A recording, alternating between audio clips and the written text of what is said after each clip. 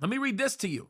Gazprom sending more gas than contracted to China. Russian energy giant Gazprom reports that they sent more gas to China than they originally contracted. I predicted that would happen, folks.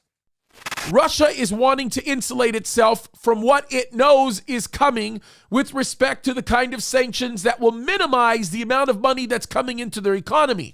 They're seeking to fix it. The problem is Russia is not thinking ahead in considering the fact that its own energy desires is going to increase substantially, and the energy that China buys from them is going to be to Russia's detriment. The other problem they're not considering is the fact that China's economy is tanking, and they might not even make the financial obligation created by the consumption of oil, and as a result will cause Russia's need to grow for natural resources.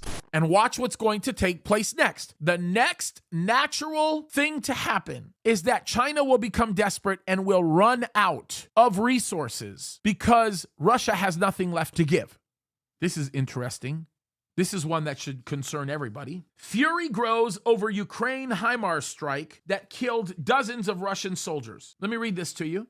Russian lawmakers are demanding punishment for commanders over negligence in the death of scores of Russian conscripts killed in Ukrainian HIMARS strike in the Donetsk on New Year's Eve. But I knew there would be some bad effects that came from it. The Russian government announced that 63 soldiers had been killed in the strike, although some U.S. intelligence officials said the death toll might be much higher. And I would agree with that assertion.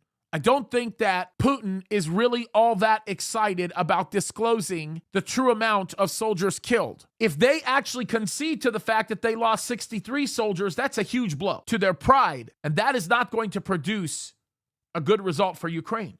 Russian commanders, notice this, are being accused of housing the conscripts all together in a hotel along with their ammunition supplies, which exploded during the HIMARS strike. By the way, it is something that we should point out because I think it's important to note, because this is a solid intelligence point. The successful targeting of the improvised barracks was likely aided by intelligence from NATO partners. The use of U.S.-provided HIMARS to conduct the strike will probably be a point of discussion with Russian lawmakers and might result in a non-attributable retaliation in kind on U.S. forces stationed in the region. In other words, Russia might be conducting a very, very sort of black ops type of movement that will take lots of American lives that you won't hear about in the media and that the United States of America will never disclose. There will be private funerals with taps, 21 gun salutes everywhere, and no one will know why.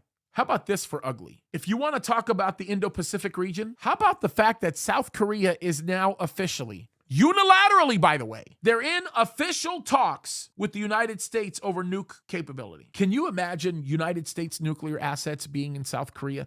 Do you understand the implications of something like that? Do people understand the direction that we're going in? I'm telling you, folks, I think the Bible predicts that there will be no superpowers at the time of the end because nobody's going to answer back to Russia, militaristically speaking. And I think that that assumption is correct. If the United States of America goes to South Korea, which they are doing right now unilaterally, and having conversations not about South Korean officials moving in a direction to build nuclear weapons. No, talking about the placement of nuclear assets owned by the United States of America and operated by the United States of America within South Korea as a deterrent to actions against North Korea and potentially contingencies against China. I want you to understand how serious that is. Understand where that can go.